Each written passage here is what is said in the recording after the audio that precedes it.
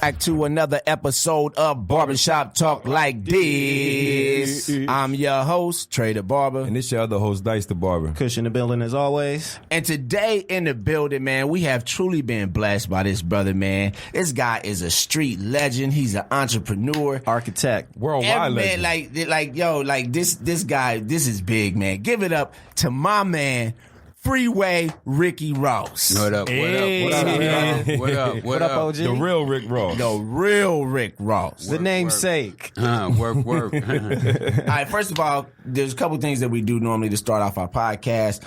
We first like to thank God for waking us up this morning, allowing each and every last one of us to be here, Yes. and just to continue to bless each and every last one of us for our endeavors and everything that we do in life. Second Amen. of all, we normally start our show off with a shot. Now, we understand you don't drink, you know what I'm saying? So You can take and a I don't shot. take You a can take a shot of water. You know what I'm saying? I'm with you on a shot of water. I'm gonna take a shot of this Henny White. Salud. Salud. Salud. Bang bang bang bang. Now, I want to give a shout out to my man Dietrich for setting this whole thing up, man. Larry, what's up? I was over at my man Josh's house, and Dietrich and I, we were talking, and we started discussing Snowfall, because I was like, yo, Snowfall is one of my favorite shows on television, blah, Right. blah, blah. He's like, Rick is my man. I'm like, oh, word. But people, like, I work in a barbershop. So a lot of times I mention your name and people be like, oh yeah, my people used to work for Rick. My mom and them know Rick. You know what I'm saying? So Yeah. you kind of get that all the time. But then he picks up his phone and he calls you up. And you answer. I was sitting there like, oh shit. He really do know. Really know this nigga. You know what I'm saying?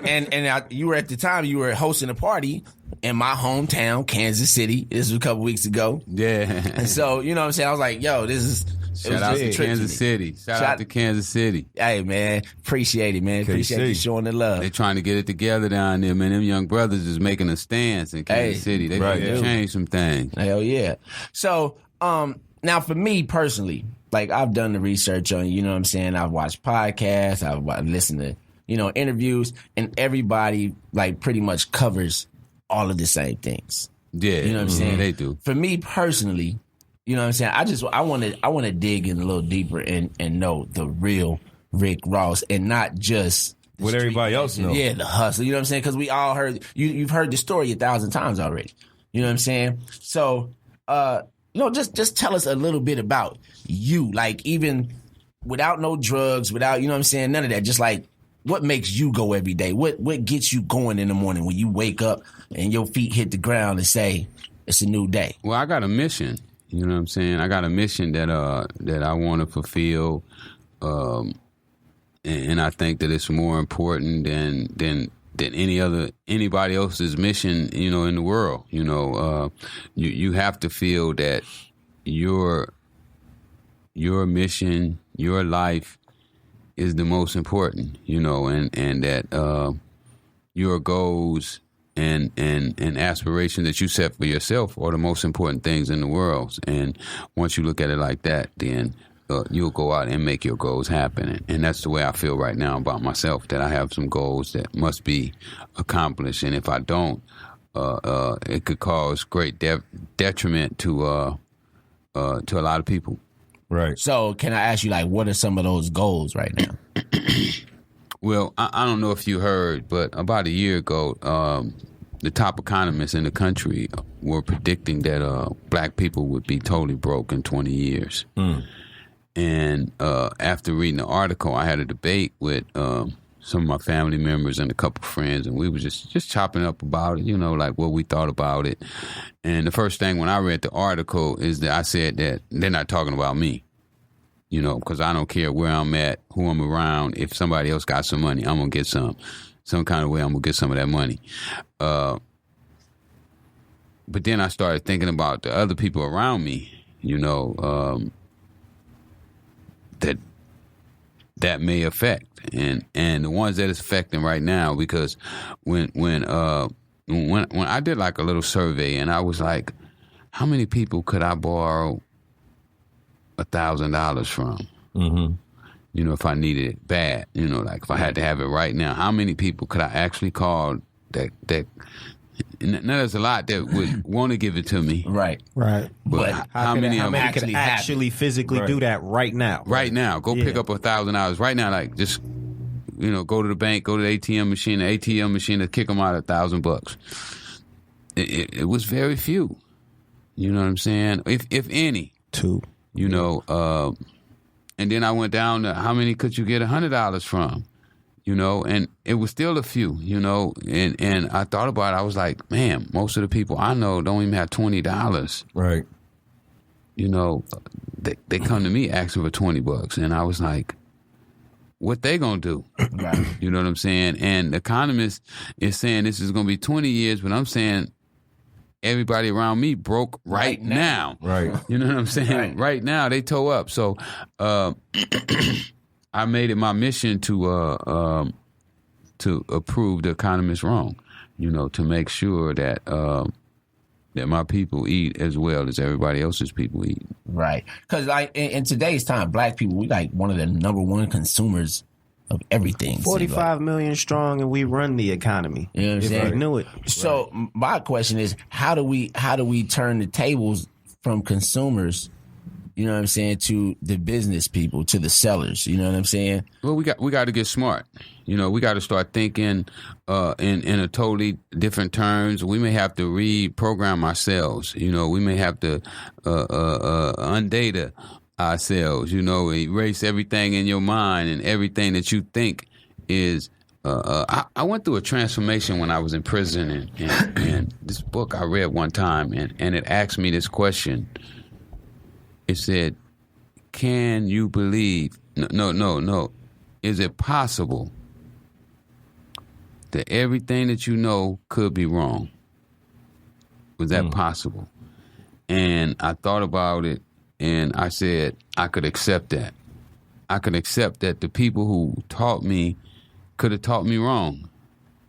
Because I've known people who did love me, had mad love for me, gave me some bad shit. Right. And it's not necessarily that they intended to, but it's what they knew Didn't intend to at all, but that's all they had. It's what they knew. That's all they had. That's all they knew. Right. So they gave me what they had and what they knew. So right off the bat, I knew that could happen. You know what I'm saying? Somebody could have dire love for you and still give you something that wasn't right for you. Right. That's like the media.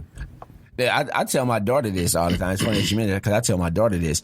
I say, listen, parenting is one of the hardest things in the world. You know what I'm saying? And as best as I try to make every decision that's right for you, they're not always going to be correct. You know what I'm saying? So I tell her, you got to please forgive me, because just like this is your first time through life, this is my first time coming through as a parent. So, you know what I'm saying? I can't always, even though, like I said, in my heart, I want to give you the best advice, but, you might find out later on, like, damn, I did that wrong. Yeah, you know what I'm saying? Yeah. I had my daughter when I was 19. Now I'm 42. And then now I have a son that's 7. So it was a lot of things that I learned from that time to when I had him that that I could tell him a little bit more than what I could tell my daughter, because I learned a lot more throughout the time. You know what I'm saying? So I feel you. Everything that you know might not be right. Yeah, because they've told us so much stuff. Like a couple weeks ago, I'm listening to the radio, because I listen to the news all the time, and they had a debate on, is the world round or flat? Right. I always had that. And you know This guy, he believes it's flat. And I'm like, who do you believe? You know what I'm saying? And is your vote? I didn't know that they couldn't take pictures of the Earth from outer space. I didn't know that. Yeah. But the guy on the radio was saying, oh, well, they can't take pictures from outer space, so nobody has actually seen it. Nobody has actually experienced it, so how can they just say the world is round? But it's just so much stuff that we as human beings have to decipher through in order to navigate this life that we're going through. And I just find myself just trying to figure out, what steps should be made the correct way, because nobody wants to be wrong. Nobody wants to be wrong. Exactly. We all want to be right. We all want to be on the right track, going to the right places. But if we don't take the time out to educate ourselves and not let other people think for us all the time, so often we're critical thinkers for other people's businesses, but we're not critical thinkers for ourselves, and I think that's what we as Black people have to start doing. We have to become critical thinkers for us, for our community, for what we need as a community. Now, with you going to prison, do you feel like you going to prison, helped you realize a lot of things as far as because you read a lot and you had to learn how to read and write when you was in prison? Oh, absolutely. Prison was a blessing to me, and it was a blessing in disguise. I never would have known myself had I not went to prison. Being in prison, being in solitary confinement gives you a lot of time to be with you. When we're on the street, we find ourselves being influenced by so many different things. Right. You jump in the car, the radio is on. People are going to be talking to you. The phone is ringing. So when we out here, it's so much going on that we don't really get a chance to really sit and listen to your heartbeat. Listen to yourself breathe. Right. You know what I'm saying? And being in the hole, you got to do that because that's all you ain't got nobody to talk to. I mean, you could yell down the hallway to somebody, and maybe you hear what they're trying to say, and maybe they hear what you're trying to say, but you can only do that for a few minutes, and then that's bored. You get bored with that, and then you're gonna be laid back on that bunk with yourself again. So it definitely gave me a lot of time to sit down, analyze myself, analyze my game. Because I want to know, when I was in prison, I want to know how I got in prison. Right. And some people say, oh, well, you sold drugs. That's how you got there. No. It was deeper than that, though. How did I become a drug dealer? What made me think that selling drugs was cool? Right. What's making these youngsters now think that selling and using drugs is cool? And those are the answers that we have to try to figure out right now, Right. And that's what I'm on right now. Yeah. So you like right now you're going around and you're talking to people and letting them know that there's other ways than the route that you actually took. Absolutely. Well, when I started selling drugs, I was 19 years old and uneducated, had never read a book, had really never been nowhere, had never saw anything. And when my friend introduced me to cocaine for the first time, I thought it was the coolest thing that I'd ever seen, with the benefits that it had for me and mine. I saw the benefits tremendous. And I want to touch on something because you said you was uneducated, which might have been true. However, you were intelligent. Absolutely. It's a difference. There's a difference that people don't understand. You know what I'm saying? I might not know how to read and write, but I'm intelligent enough that I see a vision, and you did something bigger, you know what I'm saying, than anybody was doing at that time. Yeah. I mean, education don't give you vision. Exactly. Right. And just because you have a vision don't mean that you educated to that system. I'm not saying, I thought that I wasn't smart, when I was in school. But I learned later on that if I really wanted to, I could conquer their whole school system. Right. Because their school system is not that difficult. But if you don't know the principles of success, then everything becomes hard. Everything becomes difficult. And I mean, to the point to where some of us even quit and give up, and just start living in cardboard boxes and up on the freeways. But once you learn the principles, then you know that there's nothing that in this world that you can't master if you want to. Now, I do have a question because it's always baffled me. Like, first of all, I was really shocked. Like, this was years ago when I found out that you were illiterate at that time, that you could not read and write. And it's just one of those things. Like, I always wonder, like, how are people able to move through an entire, educational career, like, middle school, elementary, high school. Now, I do understand that you played tennis. So, once you start playing sports, people start doing things for you.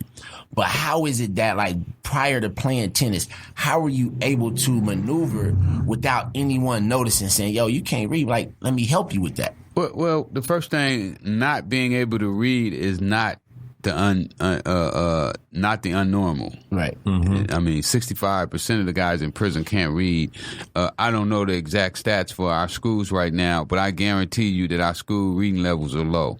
Right. So that's not unusual for somebody to have gone through that. A lot of our people are going through that right now. And we put people in places that not qualified for the jobs. Sometimes we got people teaching our kids that are not qualified to be a teacher, and nor do they want to be qualified to be a teacher. Right. They just want to check. They just need a job. So if they get their check, they good. If your kid learned, they learn. If they didn't, they didn't. Push them on to the next one. One of the things I always said kind of messes up, like what we talked about earlier, like trying to do something right but really doing it wrong. For me, I think back in time when they wanted to desegregation, like when they wanted us to go to their schools. You know what I'm saying? Like when we were being taught by our own people, you know what I'm saying? Education was big in the black community. People really wanted to learn. You didn't want to be that guy who didn't know. But when they wanted to desegregate and send us to their schools, now they're educating us. And they don't want to educate you. They don't want to teach you. Right. You know what I'm saying? So, I mean, like, personally, when you look at that, do you feel that desegregation for black people was a mistake? I don't know. I don't know necessarily if it was a mistake or not. But what I do know is that we have wanted to be like the slave master since the beginning. We always wanted to do what they did, and that has caught up to us. We lost our drive and our ambition to move forward. I think as a people, we've been beat down by the system to where we don't think that we can win. So if you don't think you can win, why try? Right. You know what I'm saying? And I think those are some of the things that we're fighting. And whatever the cause was in the past, that's the past. And now this is today. What are we going to do tomorrow? Right. Because we can't do anything about yesterday, but we can definitely dictate today what's going to happen tomorrow. Right. And I really start to live my life like that. History is history. I try to learn from it so that it don't repeat itself. But at the end of the day, what am I going to do tomorrow to make the next day after tomorrow be better than what today was? Right. And that's kind of how I attack. Do you still watch tennis? Huh? You still watch tennis? When I'm practicing on the tennis courts, I do a little coaching. I work with a few kids. I don't really watch it on TV. I don't really have time, right now to be entertained. I don't want to be entertained. I think that we've been entertained, we've been partying too many years, and that's how we fell in this position that we in. And anything that helped put us in this position, I really don't want no parts of it. Now, does the numbers 0555-045 motivate you every day? Yeah, it does. I don't want that number no more. You know what I'm saying? Not that I'm afraid to go back to prison, but I don't have to. So I ain't going back. But see, for somebody like you, you say you're not afraid. I mean, some guys, some niggas just ain't scared, period. You know what I'm saying? But for some little young dude out there who's selling drugs and ain't never been to jail for the first time, like, that has to be, it's petrifying. You know what I'm saying? It is. And I'm not gonna lie, when I first went, I was scared.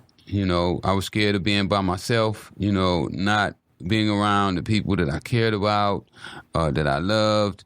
If I was ever going to see them free again, those are scary situations. You may never hold another grandkid or a niece, a nephew. Right. If they needed some advice, you're not able to give it to them. So it's definitely a scary situation. But when I was there, I learned how to work the system. I learned how to make that system work for me. Absolutely. And it turned out to be, for me, a benefit and not a hindrance. Yeah. So like when you started hustling initially, you wanted to do that to become, like you wanted to be a businessman. Well, yeah. Well, when I first started hustling, because I didn't know nothing about a businessman when I first started selling dope. I just wanted to make enough money to fix my family and fix my lowrider. No, I wasn't trying to help my family either. You ain't helping no family when you starting out the drug game, man. You trying to get on and get your lowrider, man. I was trying to get the lowrider. I don't know nobody took their first profit from dope and said, "Here, mama, go pay some bills." Like, I was trying to get my lowrider fixed and give me some tennis lessons, man. That was my goal. All right, let me ask you this: do you have any regrets? Nah, no regrets, just lessons. Regrets is for somebody who can't do nothing about the situation. It's over, it's done, and they got regrets. They sitting there, man, I hate I got into that. No, I don't have no regrets, man. Only lessons. I took some valuable lessons from everything that I've done, and I have made them work for me. You know what I'm saying? Right on. And now, other people. One of the number one questions that I personally want to ask you, because I'm 42 myself. I'm about to be 43. I said I grew up in the early 80s. So I saw, I know life in the black community before crack, or what y'all call ready rock, you know what I'm saying, back then.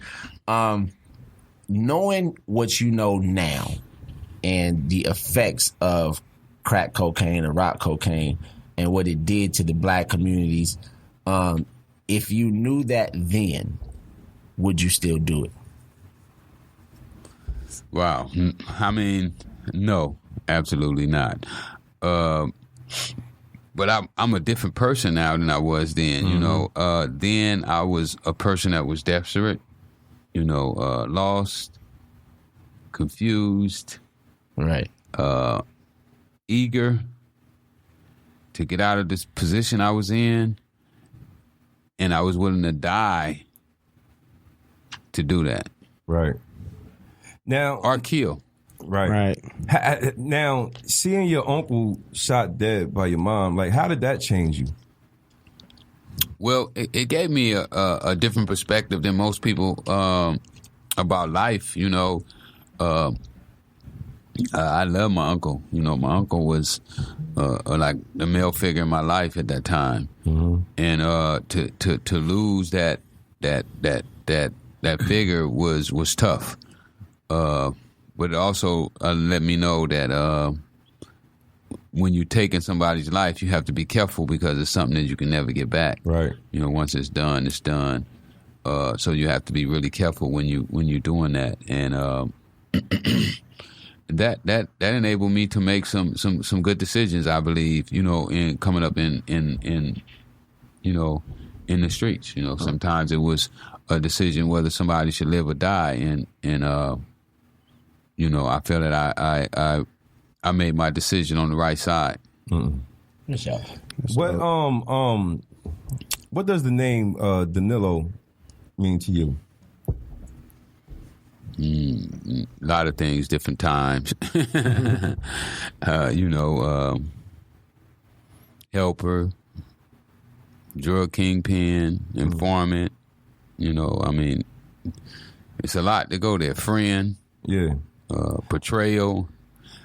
So many things go with that name. So with that being said, the show Snowfall, it's kind of softly based around you.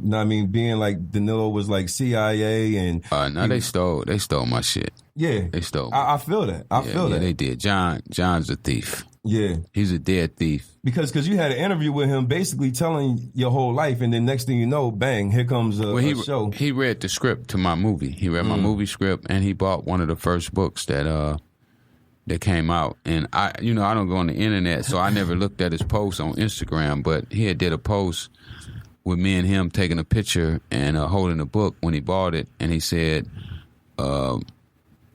Freeway Rick Ross, great story, Snowfall coming soon. And I didn't see that. Wow. I looked at the poster later. Somebody probably brought it to your attention. Yeah, somebody showed it to me, and but I already knew when the preview started that Snowfall. Oh, excuse me. Oh man, rough night last night. Vegas. You in that Vegas fight, right? Yeah, I had to sleep in the car too. Yeah. But go ahead. Yeah, I had to We sleep appreciate in that car, that, man. So rough sleeping in cars, y'all. So y'all think I ain't never slept in a car. Don't get it twisted. Last night was one of them nights. Even though I had a pocket full of money, I still couldn't get a room. Right. Wow. Vegas was sold out last night. Yeah, but the last time I saw John alive, and he was trying to tell me the Snowfall wasn't about me, but he wanted to hire me on as a consultant, and he always wanted to hire me on, and I was like, John, you got my number, and just BS, man.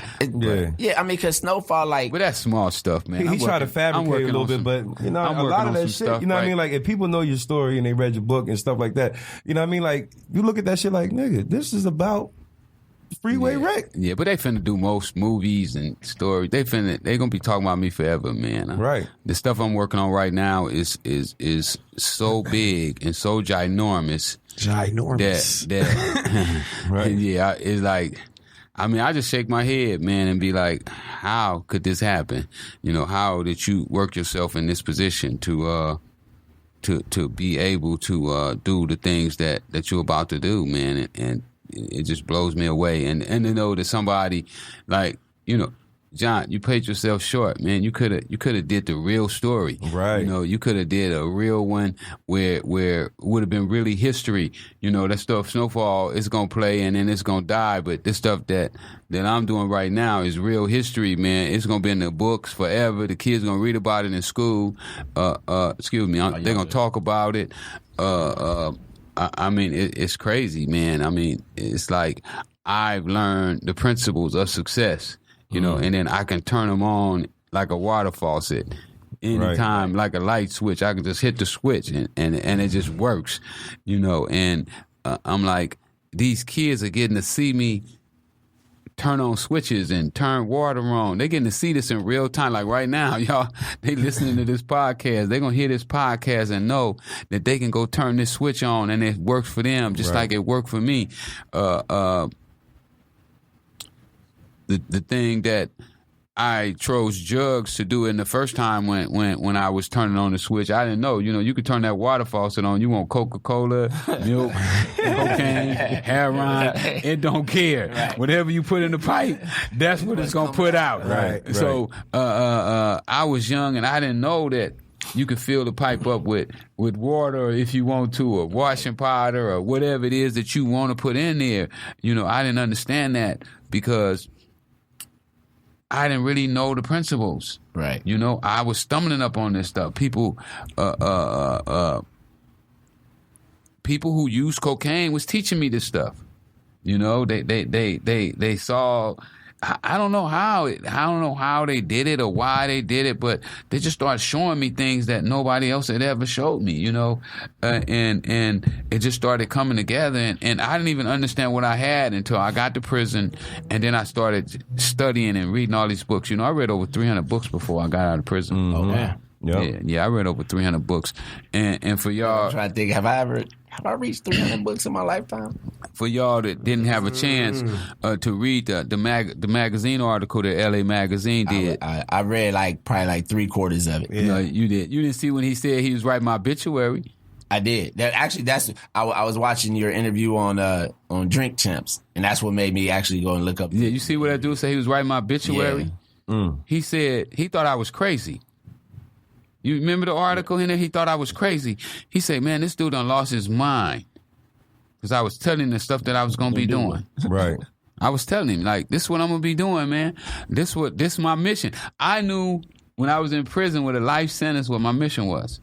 I knew then, and I predicted in that article the things that I was going to be doing right now today. So what I'm saying is that these principles or that dynamic, they will overcome a life sentence, right? Without the possibility of parole, they'll overcome it, and that's a blessing, though. Honestly, I mean, just to go from saying, "Yo, you got life, you ain't never getting out," to starting to study the law and finding that loophole. I believe you called it not being able to read. Right. Yeah. Right. Yeah, not being able to read, and dedicating yourself to being able to read a law book.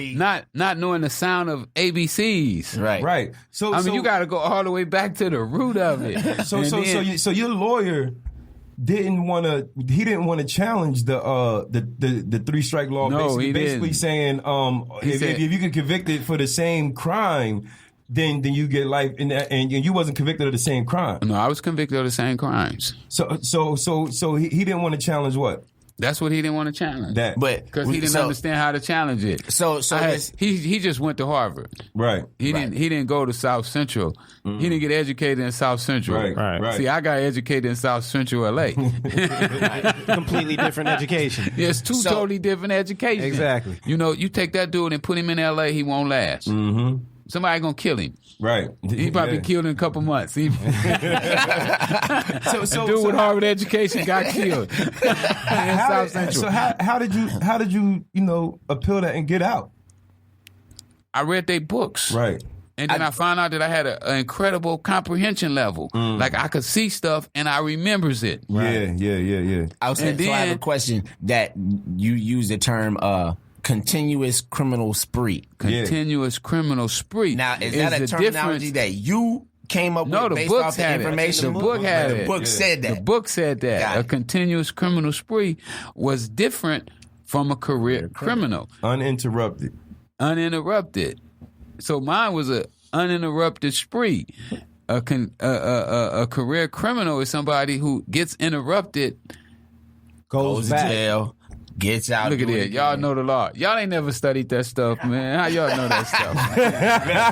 Because I got a lot of my homies are career criminals. But the thing is, I'm taking education. It's street knowledge that you learn from other people who actually been through that shit. Right. You know what I'm saying? So yeah, that's tight. But yeah, a lot of people, they get charged with that, and the way that the system was rolled up, and it was rolled up correctly, because you don't want to make nobody a career criminal that only committed a crime one time in their life. Right. Say a guy wakes up, because there's people that could literally wake up one morning and go to one of the tracks. Y'all done been on them tracks where they like balling, like lines of cars and people walking up. Right.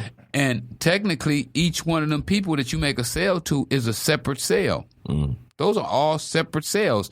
And under the indictment would be separate accounts. Right. Like you might look at your indictment and they say, oh, he made a sale to this person, a sale to that person. Those are all separate accounts.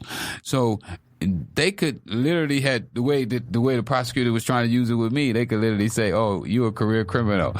And you ain't never did nothing before in your life. You ain't never even cursed, you know what I'm saying? And then you woke up one morning and somebody need $5,000 and you on the block and you're like, man, they make $50,000 every day. I'm just gonna go get $5,000 but I got to serve 100 customers. Right. So now they saying you got 100 convictions. No, It's not the way it worked. And that's the way I had to show my lawyer how to frame the argument. Now, he was stuck that my continuous spree happened all over the country. Right. Some people continuous spree just happened in L.A. Right. You know what I'm saying? On one block. Everywhere. But I say, listen, this is the United States. They not say nothing. It didn't say nothing about what block you was on, what house you served out of. It just said, was it a continuous criminal spree? Was it interrupted? Had you ever been brought to your senses? No, I'd never been brought to my senses. I was still wild. I was still ornery. I still had all that stuff going on with myself. Y'all had never took me to court and put me in one of them cells and spanked me real good. So, no, I didn't learn my lesson. But yeah, that's how that went down. But that was just me using my critical thinking for myself. Right. You know what I'm saying? And then I started using it for other guys' case. I started showing other guys how, well, this is what you got. This is what you need to do. That's how you. Now, was you charging them for that? Not really. No. Okay. I wasn't really charging them. Sometimes, they would give, in jail, it ain't much, no way. Right. Everybody, we all in there in the same boat. So, money is not really my motivation. Other people spend most of my money anyway. I don't get to spend my own money. Because I was thinking... Because I don't like their clothes and stuff. I see people wearing all them clothes. I'll be like, damn. it's funny that you say that because I remember when I first heard about you, I must have been like 13 or 14 years old. You talking about late 80s, early 90s. And I remember seeing a story or something about you, and it just talked about how you were not flashy. Yeah. And I remember me and my homeboy, we was sitting there, we was looking like, man, this nigga making $1 million a day, and this nigga dressing like that. You know what I'm saying? Because all we knew was get you, you get money, you get super clean. But at the time, I'm saying you got the dreads, and you was just chill, and you was like a man amongst the community. You know what I'm saying? Like, to me, like, I wasted my money. Isolating spot. I wasted my money. I was getting rid of like 100 pounds a week of weed from these Jamaican niggas back in the day, and every day I never wore the same fucking clothes. So I was just wasting my money. When if I would have known what I knew now, I would have been investing that shit and opening up businesses. Know what I mean? No doubt. That's what you got to do. I mean, I literally trained myself to believe that to dress like that was crazy. Mm-hmm. You know, like you in the game, like what you trying to do? Tell the police what you doing? You want about to say, don't that make you? It makes you. You want the Jack boys to know? Yeah. You know what I'm saying? You want all the Jack boys to know what you doing, huh? Right. So you wind up in the trunk of somebody's car by somebody you don't even know. Exactly. So the only way you would know that I sold dope when I sold dope is if you knew me. Right. Or if one of my guys pointed me out to you. Right. You know, then you would know. I didn't want you to just be able to walk up in the supermarket and be like, oh man, he's a dope dealer. Right. You know, I mean, you can do that. You know, you see him all the time. All you the see time. him. That's Man, where you know he's selling. Hey, you know he's selling dope. Exactly. Come on, homie. One of my OGs back when I was growing up, like we used to be out riding on Sundays and shit, and he sold more dope than a lot of niggas in Kansas City. But he was real low key. He dressed like the regular That's where man. you get long. That's where you get longevity. He had like a Honda Accord on 5 stars, but we be out there be like, you see that nigga? He gonna go to jail. He gonna Fast. go to jail. You know He what I'm going to saying? jail fast. And so I always like once I understood that, you know what I'm saying? It made me as a person like I want to be clean enough to people like, oh yeah, you fresh. But I don't want to be that nigga that stand out in the crowd. Yeah. Well, you know, 1,000 you know what I always say.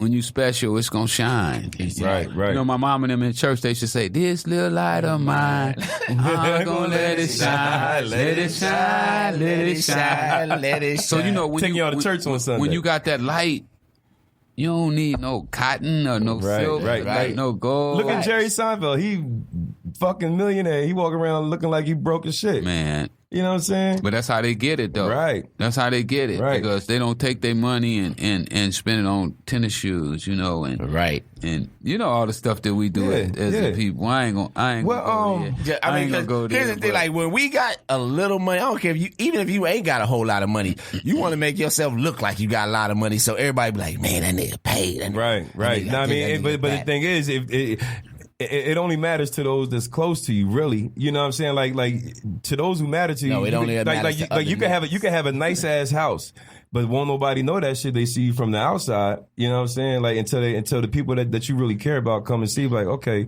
I mean, we living good type shit. Well, I always looked at it like I would rather be the one that could and look like I can't. Right.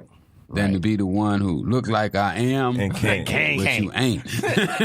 Back to your original point, it be them same dudes that's clean and fresh, but when you go and be like, yo, can I borrow $1,000 or $100? I ain't got it. I ain't got it. I just spent it at the mall. Let me ask you a question. How did you keep yourself protected? You know what I mean? Doing what you was doing. Like, is it because my dress is a protection mechanism. Mm-hmm. You know, because you're not gonna recognize me. I mean, now people are starting to recognize me even more. You know, since I had the No One documentary on Netflix for a year and a half, yeah. They start to recognize that shit, right? yeah. But big ups to that, bro. Shit. But you know, they don't really recognize you, and it take them back. Like even now, like I be places and people be like looking at me and like, is you him? We seen him. We seen him over by the barbershop like a couple times. The niggas was like, yo, that's the real Rick. And I get a kick out of tell them like, sometimes I am, but sometimes I ain't. Depend on when it is. Yeah, depend on who it is. Right. Who asking. Right. And you know they love that when I do that to them. But that was a form of my mechanism of of being safe was not to show, that I had $1 million. You know what I'm saying? Like, you don't know I got $1 million unless one of the homies told you I had $1 million, and they ain't gonna tell you because they don't want you to know me. They trying to keep you away from me. Exactly.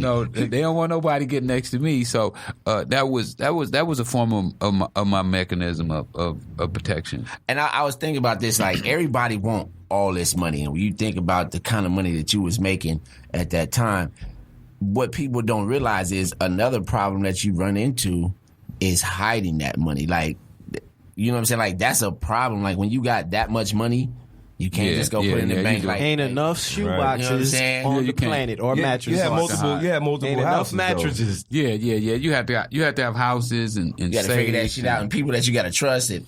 But they walk out with safes. I done had safes disappear. Safes? Damn, what happened to the safe? Right. A Brinks truck that pulled up to the house.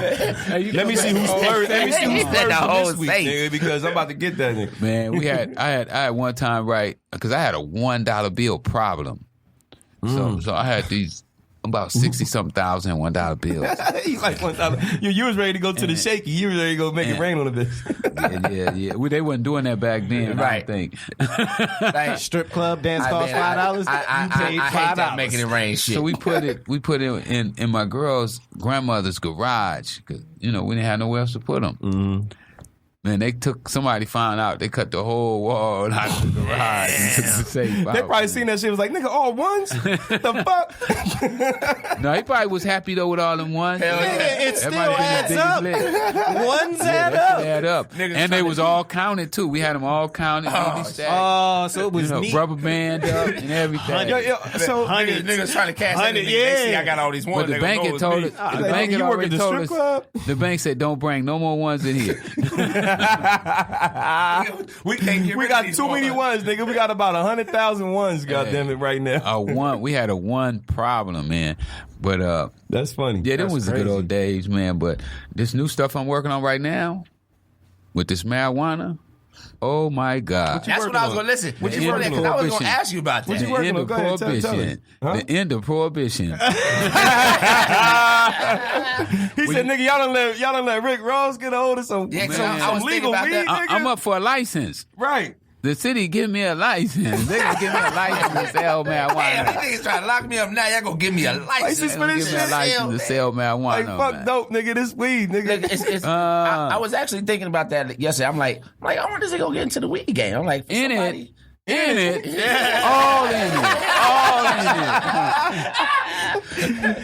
And you can talk about it. It's like, nigga, this shit is legal, my nigga. Let me see if I can show you some pictures. I was just in Colorado last week. Uh-huh. I'm doing my investigation for black people. Right. We don't want to do the investigation, so I'm gonna have to do the. Look at that shit. I'm gonna have to do the investigation for them. I'm gonna get all the research for them, and then so we can be accounted for in this game. Look at that. Look at that in there, big as my hand. God damn! I need the tip of that bud. I need the tip of that bud. Y'all can go to my social media and see the pictures. Also, I've been putting on a cannabis tour for people in other states. Like, we finna bust Kansas City out. Kansas City. They just got legal. They went legal, but you know what I told them? But it's not recreational. No, look what I told them when I went down. Jersey too.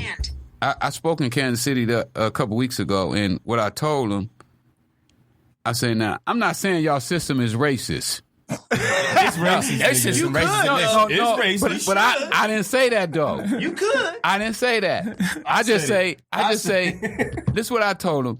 I said, if we look at the numbers, it's going to look racist.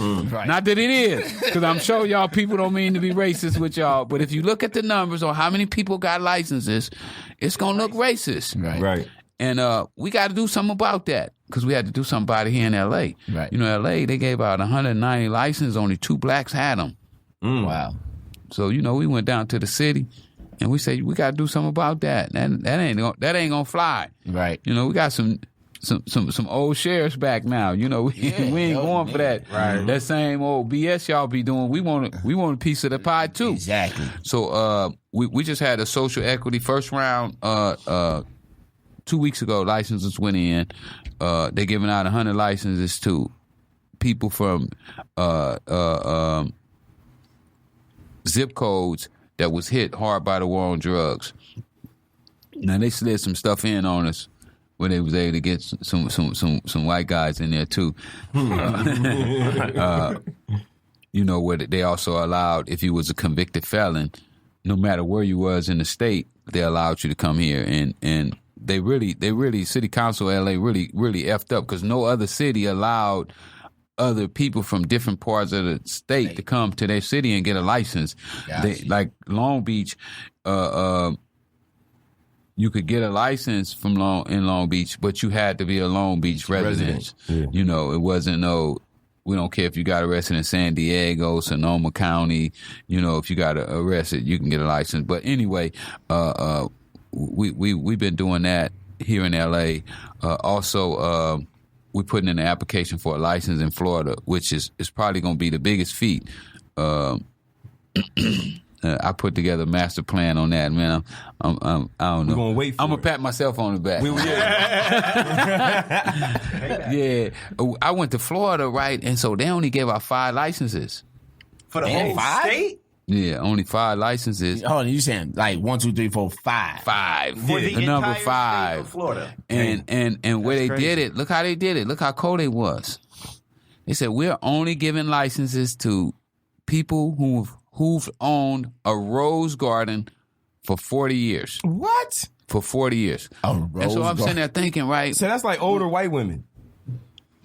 A white man, you already know what. I don't know what white man gonna have a rose garden for 4 rose years. gardens make money. They make money. Yeah, especially around Valentine's Day, nigga. Like shit.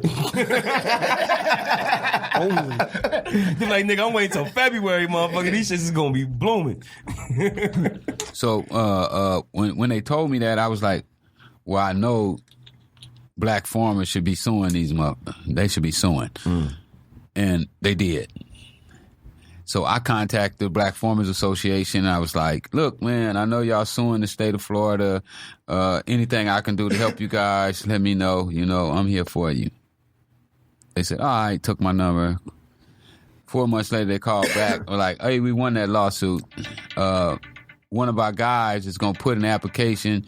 He's an older gentleman. He knows absolutely nothing about marijuana. He want to know will you be his partner. Yup. Yes. Say no more. Yeah, so that's how I got involved with the license in Florida. This license is worth $250 million a year. Wow. $250 million a year. So literally a corner of the market. We can build a lot of houses, a lot of schools with that money. Absolutely. So absolutely.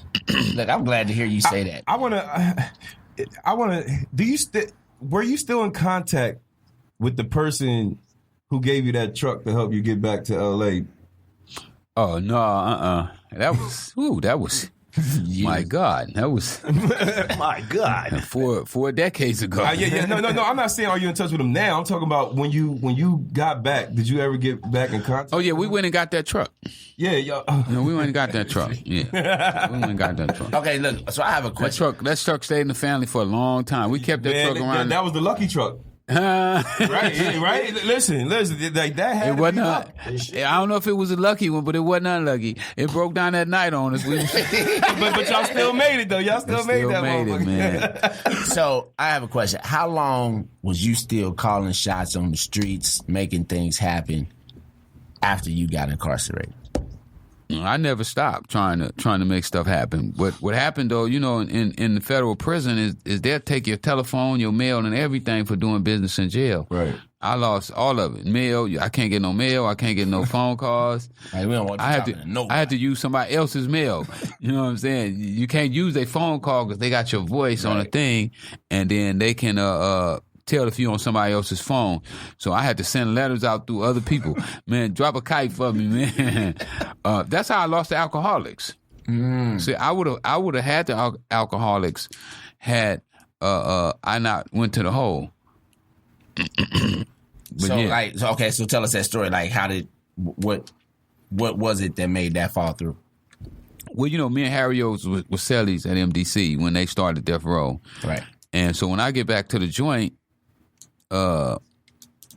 I go in the TV room and they got Snoop Dogg and Dr. Dre doing 187 on the Undercover Cop on Death Row Records. I'm like, oh shit. That shit worked. He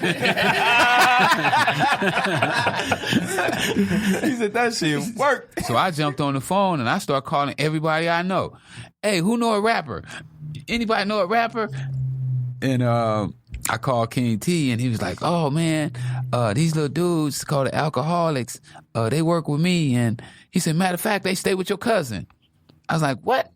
And he was like, oh, they're going to be on my video this weekend. Watch the video coming on BET this weekend. And when I saw it, I was like, oh yeah, I want to mess with them. So that's how I started working with them. And then I hooked them up with Fabian, who took them to Loud. When I went to the hole, Fabian took him over to Loud Records and got him signed.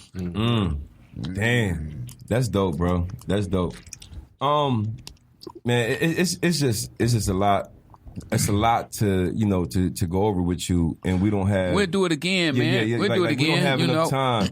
But but for everybody out there who really want to know, the story about you, like tell them what they can do and how they can get a hold of you and everything. Like that book you got right there, I'm about to buy that off you. All right.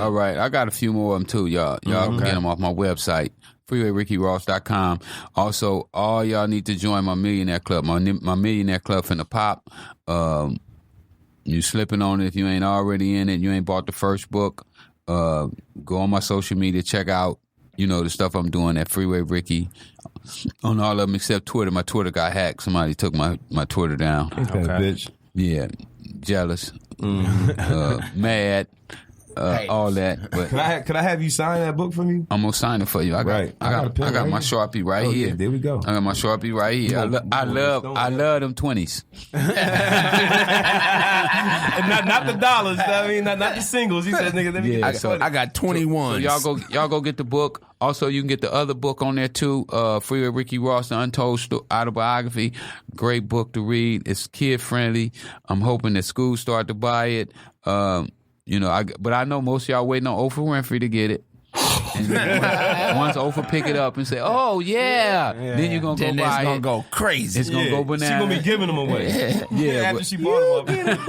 Every white woman across America is gonna be like, "I love." But y'all got an opportunity right now to be ahead of the game. You know what I'm saying? You can see where Snowfall come from. I know all y'all loving Snowfall. They tell me all over the country how much they love it. But you can get the real story from the horse's mouth. And use them principles in whatever trade you do. I was walking through the casino yesterday, man. This youngster came up, gave me a big bad hug. He said, "Thank you, man. I love your videos." So y'all check me out, man, all over Freeway Ricky. Thank y'all. That's my man. Thank you. Appreciate you coming through, hey, bro. man. Yo, this is truly an honor, man, and a blessing, man. Thank you, man. Thank you, Deidre, for hooking it up, man. So, yo, this has been another episode of Barbershop Talk Like This. I'm your host, Trey the Barber. And this your other host, Dice the Barber. Kush in the building. And Freeway Ricky Ross. we out this bitch. Peace.